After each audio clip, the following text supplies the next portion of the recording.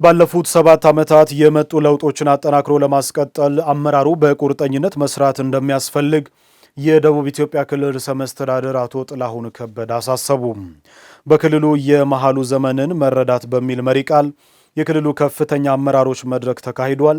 ሰብለ ወርቅ ኤልያስ በዝርዝር ታስመለክተናለች። መድረኩን የመሩት የክልሉ ርዕሰ መስተዳድር አቶ ጥላሁን ከበደና የክልሉ የመንግስት ዋና ተጠሪ አቶ ገብረ መስቀል ጫላ እንደ ሀገር ከህብረተሰቡ የሚነሱ አያሌ ጥያቄዎችን ለመመለስ የውስጥ አቅምና ቁርጠኝነት በማስፈለጉ ከዛሬ 7 ዓመት በፊት የለውጥ ጉዞ መጀመሩን አንስተዋል። ለውጡን ለማስተናገድ የሚያስችል የውስጥ ብቃትና ዝግጅት በወቅቱ ከነበረው ፓርቲ አመራር እንደ ፓርቲም ተነጋግሮ በጋራ ተስማምቶ ወስኖ ወደ ለውጥ ተገብቶ ለ7 ዓመታት የለውጥ ጉዟችን አልጋ ባልጋ ባልሆነ መንገድ ነገር ግን ደግሞ በጣም በሚገርምና ለመናገር ደፍረን ለማንሳት ለመጻፍ የሚያስችሉ ስኬቶችን አስመዝግበን እንደ ሀገር ብቻ ሳይሆን እንደ አህጉርም እንደ ዓለም አቀፍም የኢትዮጵያ ስኬት ለሌሎች ትምህርት ሊሆን የሚችል ጉዞ ውስጥ መሆናችን ነው። የግብርና ምርት በዚህ በ7 ዓመት ጊዜ ውስጥ ከእጥፍ በላይ መጨመር፣ የሀገር ውስጥ ምርት እንደ አጠቃላይ ጂዲፒ የምንለው ከእጥፍ በላይ መጨመር፣ ፐር ካፒታ ኢንካሙ ወደ 700-800 ከነበረበት አሁን ከ1500 በላይ ዶላር የደረሰበት አጠቃላይ ሀገራችን በለውጡ ዋዜማ ላይ ከነበረችበት የብተና እና ትልቅ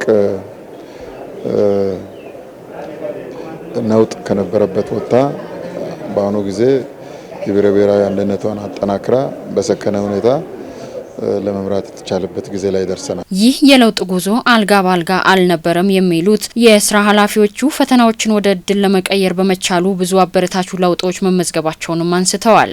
ይህ ባለፉት 7 ዓመታት የጉዞ ሁኔታችን አልጋ ባልጋ የሆነ ነገር ባይፈጠርም ከምንም በላይ ደግሞ የፈተናዎችን ወደ እድል ቀይረን መፍረስ ሳይሆን ጠንክሮ መቀጠል የሚያስችል አገር መሆናችንን ለማሳየት በግልጽ የምንሄድበትን መንገድም በተለይ በመደመር እሳቤ ለውጡን ሊመራ ይገባል የሚል ፍኖተ ካርታ አዘጋጅተን አዲስ የፖለቲካ ፓራዳይም አስመዝግበን የጀመርነው የስኬት ጉዞ አሁን ላይ ቆመን ስናስብ እጅግ በጣም የመደላደልን እየፈጠረ ያለ ጉዞ እንደሆነ በተለይ ደግሞ ውህድ ፓርቲ ብልጽግና መስርተን ባለፈው 5 ዓመት በጋራ ስናከብር የ5 ዓመት ጉዟችን ምን ያክል ስኬቶች እንደተመዘገቡ በጋራ መላው አባላችንና ደጋፊዎቻችን ማስታወሳችን ይታወቃል። እነዚያ ሀገር ለብተና ቋፍ ላይ የደረሰችበት ኢኮኖሚው የሰራተኛውን ደሞዝ እንኳን መክፈል በማይችልበት ባዶ ካዝና ከተረከብንበት ምርትና ምርታማነት በጣም ዝቅተኛ ከነበረበት የህዳሴው ግድብ ተስፋ ቆርጠን በሚያስቆርጥ ሁኔታ የነበረበት ወደ ተሟላ ግንባታ ገብቶ አሁን ኃይል የሚያመነጭበት እና የውሃ ሙሌቱም የመጨረሻ የሚጠበቅበት ደረጃ ላይ ደርሰናል። ታዲያ ይህንን በፈተና የታጀበ ግን ተስፋ የሚታይበትን ለውጥ ለማጽናት አመራሩ በጋራ ሊረባረብና በቁርጠኝነት መስራት በማስፈለጉ ይህ መድረክ መዘጋጀቱንም ጠቁመዋል። አሁን ላይ ስኬቶቹን የበለጠ ወደ መንሰራራት ለመሄድ የሚያስችል ዝግጅት ስለሚያስፈልግ ነው። ይሄ መድረክ በተለይ በዚህ ቁመና አመራሩ ቆም ብሎ ስኬትን እንዴት ነው ሴንስ የሚያደርገው፣ ለቀጣይ ምዕራፍ እንዴት ነው የሚዘጋጀው፣ በተለመደውና በመጣንበት መንገድ ብቻ የምንቀጥል ከሆነም ስኬት ላይ ስኬት የጨመር መሄድ እንችላለን አንችልም?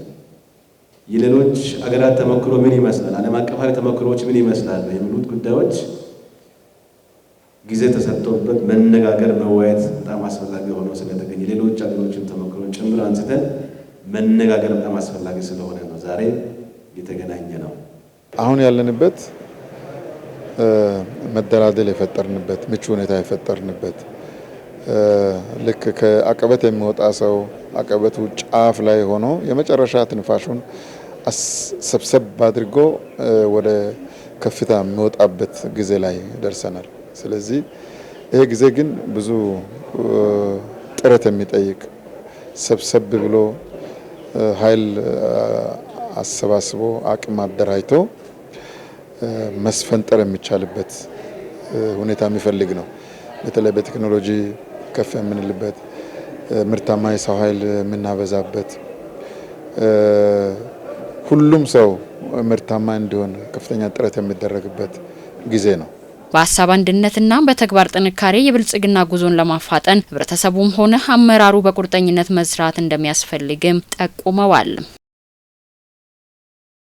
የወላይታ ውሃ ስራዎች ኮንስትራክሽን ድርጅት የአነስተኛ መስኖ ፕሮጀክቶችን በተያዘላቸው ጊዜና ጥራት በማጠናቀቅ በዘርፉ የአርሶ አደሮችን ተጠቃሚነት ለማረጋገጥ የበኩሉን አስተዋጽኦ እያበረከተ መሆኑን በግብርና ሚኒስቴር የአነስተኛ ይዞታ መስኖ ልማት መሪ ስራ አስፈጻሚ አቶ ኤልያስ አወል ገለጹ።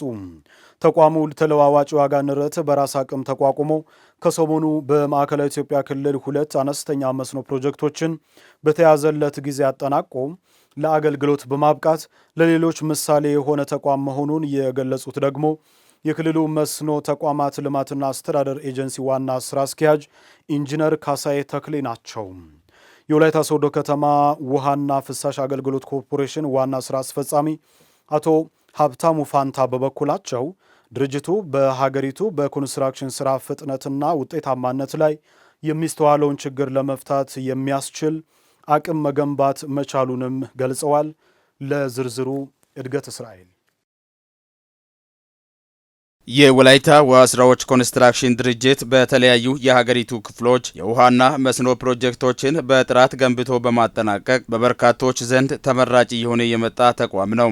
ድርጅቱ ሰሞኑን በማዕከላዊ ኢትዮጵያ ክልል በሀዲያ ዞን ኤልኮሜና አመካ የተባሉ 2 አነስተኛ መስኖ ፕሮጀክቶችን በተያዘላቸው ጊዜ አጠናቆ አስረክበዋል። የአነስተኛ መስኖ ፕሮጀክቶችም በክልሉ ርዕሰ መስተዳድር በዶክተር እንዳሻው ጣሶ ተመርቆ ለአገልግሎት በቅተዋል። ታዲያ ይህንን ግንባታ ያካሄደው የወላይታ ውሃ ስራዎች ኮንስትራክሽን ድርጅት የአነስተኛ መስኖ ፕሮጀክቶችን በተያዘላቸው ጊዜና ጥራት በማጠናቀቅ በዘርፉ የአርሶ አደሮችን ተጠቃሚነት ለማሳደግ የበኩሉን አስተዋጽኦ እያበረከተ መሆኑን በግብርና ሚኒስቴር የአነስተኛ ይዞታ መስኖ ልማት መሪ ስራ አስፈጻሚ አቶ ኤልያስ አወል ገልጸዋል። ከዚህ በፊትም አንድ ፕሮጀክት በዚሁ ፕሮግራም ካሬታ የሚባል ፕሮጀክት ላይ በአጭር ጊዜ ውስጥ ነው ያለቀው።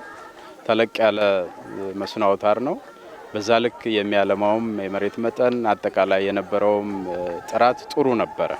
ለዛም ነው የሚቀጥለውንም ፕሮጀክት የማግኘት እድል አሁንም በተለያዩ ተግዳሮቶች ውስጥ ሆኖ የማቴሪያል አቅርቦት፣ የዋጋ ግሽበት እነዚህን ሁሉ ታሳቢ አድርጎ መጨረስ አለብኝ ብሎ በኮሚትመንት ነው ያጠናቀቀው። ጥሩ ነገር አይተናል። አይ ሆፕ ለወደፊቱም እንደነዚህ አይነት ኮንትራክተሮች በመንግስትም ያሉ በግልም ያሉ ኮንትራክተሮች እንዲበዙ እንፈልጋለን። ተቋሙ ተለዋዋጭ የዋጋ ንረት በራስ አቅም ተቋቁሞ ከሰሞኑን በማዕከላዊ ኢትዮጵያ ክልል 2 አነስተኛ መስኖ ፕሮጀክቶችን በተያዘላቸው ጊዜ አጠናቆ ለአገልግሎት ያበቃና ለሌሎች ምሳሌ የሆነ ተቋም መሆኑን የገለጹት ደግሞ የክልሉ መስኖ ተቋማት ልማትና አስተዳደር ኤጀንሲ ዋና ስራ አስኪያጅ ኢንጂነር ካሳዬ ተክሌ ናቸው። ይሄ ፕሮጀክት እንዳጠቃላይ ወደ 125 ሄክታር የማልማት አቅም አለውና እስከ 480 ማባወራ ተጠቃሚ ሊያደርግ የሚችል ፕሮጀክት ነው ማለት ነው። የአመካ መስኖ እንደዚሁ በኤስዲጂ በጀት የሚከናወን ነው። እስከ 125 ሄክታር የሚያለማ ሲሆን 500 አባ ማወራ ተጠቃሚ ያደርጋል። የወላይታ ውሃ ስራዎች ኮንስትራክሽን ድርጅት እነዚህን 2 ፕሮጀክቶች እንግዲህ በጣም ተለዋዋጭ የሆኑ የዋጋ ንረቶችን ተቋቁሞ ፕሮጀክት መጨረስ አለብኝ ብሎ መስራቱ አንድ ትልቅ ለውጥ ነው ብዬ አምናለሁ። የወላይታ ሶዶ ከተማ ውሃና ፍሳሽ አገልግሎት ኮርፖሬሽን ዋና ስራ አስፈጻሚ አቶ ሀብታሙ ፋንታ በበኩላቸው ድርጅቱ በሀገሪቱ በኮንስትራክሽን ስራ ፍጥነትና ውጤታማነት ላይ የሚስተዋለውን ችግር ለመፍታት የሚያስችል አቅም መገንባት መቻሉን ገልጸዋል። ይህን ፕሮጀክት ሲናይ ሁለት በተለያዩ ቀበሌያት በአንድ ወረዳ ውስጥ በተመሳሳይ ሰዓት ሁለት ፕሮጀክቶችን ጨርሶ አጠናቆ ዛሬ እያስመረቀ ይገኛል። አንደኛው ኤልኮሜ አነስተኛ የመስኖ ፕሮጀክት ነው። ይህ ፕሮጀክት ኦልሞስት ወደ ከ60 ሚሊዮን ብር በላይ የፈጀ በዛሬው ዕለት ለምረቃ የበቃ ነው። በግራ በኩል ደግሞ አመካ የሚባል የመስኖ አውታር ከ40 ሚሊዮን ብር በላይ የፈጀ መስኖ ሁለቱንም በተመሳሳይ ወቅት ውለታ ገብቶ በተመሳሳይ ሰዓት በተያዘለት ጊዜ አጠናቆ እያስረከብን እንገኛለን። በሀገራችን ያለው አሁን የኮንስትራክሽን ውስብስብ ችግሮች ይታወቃሉ። የማቴሪያል አቅርቦት፣ የዋጋ ንረት፣ እነዚህን ነገሮችን አልፎ የሚሰራና የተቋቋመበትም ዓላማ በህብረተሰቡ ዘንድ የሚታየውን የኮንስትራክሽን ፍጥነትና የውጤታማነትን ችግር ለመፍታት የሚያስችል ተቋም ለመፍጠር ያለምነውን ዓላማ ያሳካ ይሄ ኮንስትራክሽን የኛውን ውለታ ከገባን ጊዜ ጀምሮ በየጊዜው የሚያጋጥሙንን የማቴሪያል አቅርቦት ችግር፣ የዋጋ ንረቶችን ሁሉ ወደ ራሱ አብዞርብ አድርጎ የህዝብ ተጠቃሚነት የኔ ትርፍ ነው ብሎ እነዚህ ነገሮች ላይ ሳይገታ አጠናቆ በተያዘለት ጊዜ እያስረከበ ያለ ኮንስትራክሽን ነው ማለት ይቻላል። የድርጅቱ አቅም ከጊዜ ወደ ጊዜ እያደገ በመምጣቱ ትላልቅ ፕሮጀክቶችን በመረከብ እየሰራ መሆኑንም አቶ ሀብታሙ ተናግረዋል። በተለያዩ ክልሎችም በፌደራል ተቋማትም በቀጥታ ዳይሬክት ኢንቫይት እየተደረገ ባለው ፐርፎርማንስ እየተደረገ የመጣ ተቋም ስለሆነ ይሄን የመጣንበትን ስም ለማስቀጠል የሚያስችል አቅም እየገነባን የመጣን ስለሆነ ለዚህ ደግሞ ማሳያ ነው። ባለፈው በወላይታ ሶዶ ውስጥ ከ613 ሚሊዮን ብር በላይ የሚፈጅ ህንጻ ውል ተፈራርመናል። የማዕከላዊ ኢትዮጵያ ክልል ርዕሰ መስተዳድር ዶክተር እንዳሻው ጣሰው በበኩላቸው ይህንን በጥራት የተሰራውን ፕሮጀክት ህብረተሰቡ እንዲጠብቀውም አሳስበዋል። መካከለኛና በዚህ ደረጃ የሚገኙ የመስኖ ስራዎችን በመስራት በቅርብ 2000፣ 3000፣ 4000፣ 500 ሰው የሚጠቀምባቸው መስኖዎች በመስራት አርሶ አደሮቻችን በአመት ሙሉ ምርቶቻቸውን ወደ ገበያ እንዲያወጡ ጥረት እናደርጋለን። ከአርሶ አደሩ ጋር ሁልጊዜ እንሰራለን። እናንተ ደግሞ ከናንተ የሚጠበቀው የተመረቀውን ነገር በአግባቡ መያዝ። የወላይታ ውሃ ስራዎች ኮንስትራክሽን ድርጅት ግንባታውን ሲያከናውን ከአካባቢው ማህበረሰብ ጋር የነበረው ትብብር የሚያስመሰግን መሆኑንም ነዋሪዎች ተናግረዋል። በአጭር ጊዜ በተሻለ ሁኔታ በጥራት ለማጠናቀቅ የሄደበት ርቀት በጣም መበረታታ የሚመሰገን ነው። ኮንስትራክሽን እየሰሩ የነበሩ ሰዎች ቆንጆ ናቸው። በቃ የሰው ነገሩን ይረዳሉ። ያለው ችግር ምን እንደሆነ ጠይቆ መረዳዳት ይችላሉ። በዘንድሮ የቡና ችግኝ ተከላ ወቅት ከ100 ሺህ በላይ የተመረጡ የቡና ችግኞችን ለመትከል መታቀዱን የዳሞት ወይዴ ወረዳ ግብርና ጽሕፈት ቤት አስታወቀ። በቅርቡ ራሱን ችሎ የዓለም አቀፍ ብራንድ ያገኘው የወላይታ ቡና በማሻሻል የአርሶ አደሩን ኑሮ ለማሻሻል እንደሚሰራም ተጠቁሟል። የ2017 በጀት ዓመት ወረዳው የቡና ችግኝ ማስጀመሪያ መርሃ ግብር በወረዳው ዴምባ ጊራራ ክላስተር ተካሂዷል። ማሩ ሞላ በዝርዝር ያስመለክተናል። ሀገራችን ኢትዮጵያ ያሏትን የተፈጥሮ ጸጋዎች አቀናጅታ ከመጠቀም አኳያ ብዙ ቀሪ ስራዎች እንዳሉባት እሙን ነው። በተለይም ደግሞ አረንጓዴውን ወርቅ ቡናን የኢኮኖሚ ዋስትና በሆነው ልክ ምርቱን የማሳደግ ስራዎች ላይ ከፍተኛ ክፍተቶች አሉ። በወላይታ ዞንም ይህን ችግር ለመፍታት እንደ ዞን በ2017 እስከ 7 ሚሊዮን ችግኞችን ለመትከል ሲታቀድ የዳሞት ወይዴ ወረዳም የድርሻውን ኃላፊነት ለመወጣት ከ61 ሄክታር በላይ በሆነ መሬት ላይ እስከ 100 ሺህ የቡና ችግኞችን ለመትከል ወጥኖ ወደ ስራ ገብቷል። ወረዳችን በ22ቱም ቀበሌ ላይ 61.39 ሄክታር ላይ ቡና አዲስ ቡና ለመትከል አቅደን 153 ሺህ የቡና አዲስ ቡና ችግኝ አዘጋጅተን በ22ቱም ቀበሌ ተከላውን አስጀምረናል። ከዚህ ቀደም ብለን ቅድመ ዝግጅቱን በሁሉም በግለሰብም በመንግስትም ችግኝ ጣቢያ ላይ በቂ ችግኝ አዘጋጅተናል። በዚህ በበልግ ወቅት ላይ ወይ በሚያዝያ ተከላ ጊዜ ላይ ወደ 102 ሺህ ችግኝ ለመትከል አቅደን በአርሶ አደርም በተቋማትም እየተከለን እንገኛለን። አሁን ዘንድሮ ቡና በአንድ ሄክታር ላይ 7.8 ኩንታል ነበረ ምርት ያገኘ ነው። አሁን በዚህ አይነት እያንከባከብን ከሄድን የበለጠ ጥሩ ምርትና ምርታማነትን እያሳደገ ይያዛልና በዚህ መልኩ ልናደርግ እናስባለን። ብዙ ምርትና ምርታማነት የሚያመጣ የመጀመሪያ ደረጃ የያዘ ገቢ ነው ብለን እናስባለን። ቡና በመትከልና ቡና በንግድ እየሰሩ ብዙ ልጆች በሀገሮች እስከ አሜሪካ እየሄዱ አሉ፣ ባለሀብት የሆኑ አሉ። ስለዚህ በቡና ብዙ ጥቅም እንዳለ ያውቀን ቡና ችግኝ ተክላ ላይ ዛሬ እንገኛለን።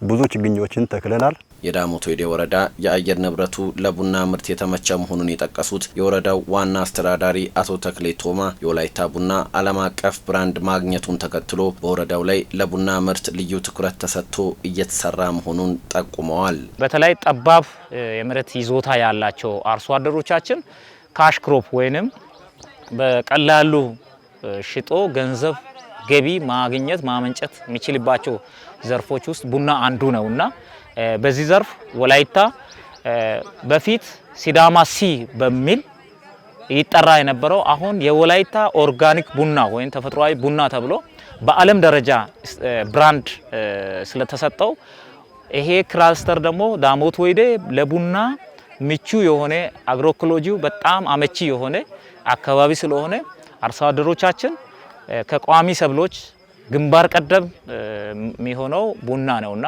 በዚህ ላይ በልዩ ትኩረት ወረዳችን እየሰራ ይገኛል። የዳሞት ወይዴ ወረዳ የመንግስት ዋና ተጠሪ አቶ ዳንኤል ታደመ በበኩላቸው ቡና ከዚህ ቀደም ለወላይታ አርሶ አደሮች ዋነኛ ምርት ሆኖ መቆየቱን በማስታወስ መንግስት የአርሶ አደሩን ሕይወት ለማሻሻል በቀጣይ ዓመት የሴፍቲኔት ፕሮግራምን ሙሉ ለሙሉ በመሰረዝ ለአቅመ ደካሞች በተለይም የግብርና ስራ ግብዓቶች ድጋፍ በማድረግ የአርሶ አደሩን ኑሮ ለማሻሻል ከሚከውናቸው ተግባራት ውስጥ አንዱና ዋነኛው የቡና ልማት መሆኑን ተናግረዋል። ለኢኮኖሚ ዋልታ ከሆነ ለአርሶ አደሩ ህይወት መለወጥ መሰረታዊ ነገር ከሆነ ለምን ይሄ ነገር ተመልሶ በንቅናቄ አይመጣም የሚለውን ሐሳብ ያመነጨው መንግስት ነው። መንግስት ይሄንን ሐሳብ ሲያመጣ በየትኛው አካባቢ በየትኛው በእርሻ ኢኒሼቲቭ ብንገባ ይሻላል የሚለው ለይቶ ነው። ይሄ ካችመንት ለቡና ምርት ለቡና ተክል ቡናን ተክለ ለማሳደግ አየር ጸባዩም አካባቢው ምቹ ነው። ስለዚህ ይሄኛውን ክላስተር የመለመል ነው የተመረጠው ለቡና ነው። ቡና አለ፣ እንሰት አለ። እንደምታዩት ደጋማ ፓርት ነው። ግን ብዙ አርሶ አደሮቻችን ጓሮ ቡናዎች የድሮ እድሜ ያስቆጠሩ ያረጁ ስለሆነ እየጠፉ ነው። ስለዚህ ኑሮን ከማሻሻል የአርሶ አደሩን ህይወት ከማረጋጋት የሀገር ኢኮኖሚን መጥቀም በሚቻልበት መንገድ እዚህ አካባቢ ምን መስራት አለብን የሚለውን በትክክል ታይቶ ቡና ላይ አሁን እየተሰራ ነው ያለው። ፓርቲው ወይም የኢትዮጵያ መንግስት ለዚህ በብዙ ሺህ የሚቆጠር በብዙ ሚሊዮን የሚቆጠረውን ገንዘብ ኢንቨስት አድርጎ ችግኝ እንዲፈላ ችግኝ እንዲተከል ችግኝ ለአርሶ አደሩ በነፍስ ወከፍ እንዲደርስ ተብሎ እየተሰራ ነው ያለው። እንደ ኮምፖስት ጉዝጓዝና በቡና ዙሪያ ውሃ የሚይዙ ስትራክቸሮችን በመስራት በተጨማሪም በመጎንደል የማይጠቅሙ ቡናዎችን የመንቀል ስራዎችም እንዲሁ ተጠናክረው መቀጠል አለባቸውም ተብሏል።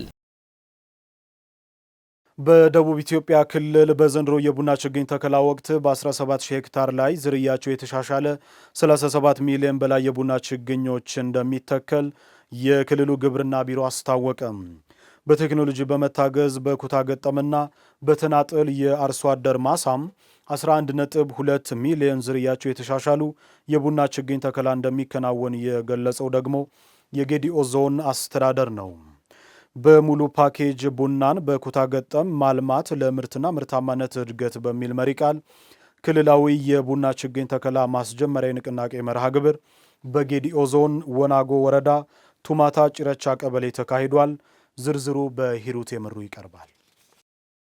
የቡና ምርት ለኢትዮጵያ የውጭ ምንዛሪን በማምጣት የሀገሪቱ ማህበራዊ ፖለቲካና ኢኮኖሚያዊ ጉዳዮችን ለማሳለጥ እንደሚረዳ ክልላዊ የቡና ችግኝ ተከላ ማስተባበሪያ ማስጀመሪያ የንቅናቄ መርሃ ግብር በጌዲኦ ዞን ወናጎ ወረዳ ቱማታ ጭረቻ ቀበሌ ያስጀመሩት በምክትል ርዕሰ መስተዳደር ማዕረግ የዲላ ክላስተር አስተባባሪና የግብርና ቢሮ ኃላፊ ዶክተር መሪሁን ፍቅሩ ተናግረዋል። ዓለምን ቡና ስናጠጣ የምናገኘው ሀብት ነው። ዓለምን ቡና ስናጠጣ የምናገኘው ሃርድ ከረንሲ ዶላር ነው። የዚህ ዶላር ባለቤት ሀገራችን ኢትዮጵያ በብዙ ዘርፍ በብዙ የኢኮኖሚ በብዙ የማህበራዊ በብዙ የፖለቲካዊም የአካባቢም ጉዳዮችን መፍቻ አርጋ ከምትጠቀመው ሀብት የውጭ ሀብት አንዱ የውጭ ምንዛሬ ነው። የአርሶ አደር ባመረተው ልክ ተጠቃሚ እንዲሆን ተግተን መስራት እንዳለብን ያመላክታል። ቡናን ማልማት ብቻ ሳይሆን የግብይት ስርዓቱ በተገቢው መንገድ በመምራት አርሶ አደሩ የምርቱ ተጠቃሚ መሆን እንዳለበት ያነሱት ዶክተር መሪሁን በክልሉ በ17000 ሄክታር ላይ ዝርያቸው የተሻሻለ 37 ሚሊዮን የቡና ችግኞች ተከላ ይካሄዳል ብለዋል። 1447 ሄክታሩ በኩታ ገጠም እንደሚሸፈን የገለጹት ዶክተር መሪሁን 3.2 ሚሊዮኑ በየደረጃው ወደ ተከላ መገባቱንና 1447 ሄክታር ማሳ በኩታ ገጠም እንደሚለማ ነው የገለጹት። በጌዲዮ ዞን በቡና ከተሸፈነው 75000 ሄክታር መሬት ምርት የሚሰጠው 58000 ሄክታር መሆኑን የተናገሩት የጌዲዮ ዞን ዋና አስተዳዳሪ ዶክተር ዝናቡ ወልዴ ሙሉ ለሙሉ ምርታማ ለማድረግ በትኩረት ይሰራል ነው ያሉት። ዞኑ ኦልሞስት ከ75000 ሄክታር በላይ በቡና የተሸፈነ ሲሆን ከዚህ ውስጥ 58000 ሄክታሩ አካባቢ ያለው ቡና ምርት የሚሰጥ ነው። ከዚህ ምርት ከሚሰጠው ከ30% ያላነሰ የእርጅና ችግር ስላለበት ይህንን ቡና የማደስ ስራ ጀምረናል። በቀጣይ 5 ዓመታት ውስጥ አጠቃላይ በዞናችን ውስጥ ያለውን ያረጀውን በአዲስ ቡና የመተካትና እንዲሁም ደግሞ ሌሎች የቡና ምርትና ምርታማነትን የሚለውጡ የሚቀይሩ ቴክኖሎጂዎችን ለመጠቀም እያደረግን ያለነው ጥረት የአርሶ አደራችንን የኑሮ ዘይቤ ከጊዜ ወደ ጊዜ እየቀየረ እንዳለ ማየት እንችላለን። በዘንድሮ የቡና ተከላ ወቅት በቴክኖሎጂ ታግዞ በኩታ ገጠምና በተናጠል የአርሶ አደር ማሳ ከ11.2 ሚሊዮን ዝርያቸው የተሻሻሉና የቡና ችግኝ ተከላ እንደሚከናወን ያብራሩት ዶክተር ዝናቡ ባለፉት ዓመታት በኩታ ገጠም በተሰሩት ስራዎች ለውጥ መመዝገቡን ተናግረዋል። እጅግ በጣም በልዩ ሁኔታ የሚገለጸው በቡና ልማትና በእንስሳት እንዲሁም በእንሰት ልማት በመሆኑ ይህንን የትኩረት መስክ ሰብል በመለየት አካባቢውን የሚቀይር የቡና ልማት ስራዎች እንዲሁም ደግሞ የእንሰት ልማት ስራዎች እየተሰሩ ይገኛሉ። ቡናን በኩታ ገጠም አርሶ አደሮቻችን እንዲያለሙና ተጠቃሚ እንዲሆኑ ማንም አርሶ አደር ተነጥሎ የመሬት አያያዝ ስርዓቱን በማያዛባ መንገድ ድጋፍ ማድረግ ከጀመርን ሰንበት ብለናል። በዚህም መሰረታዊ የሆኑ ለውጦች እየመጡ ስለሆነ ከዚህ በተገቢ መንገድ መጠቀም ያስፈልጋል ማለት ነው። ዘገባው የጌዲዮ ዞን የመንግስት ኮሙኒኬሽን ጉዳዮች መምሪያ ነው።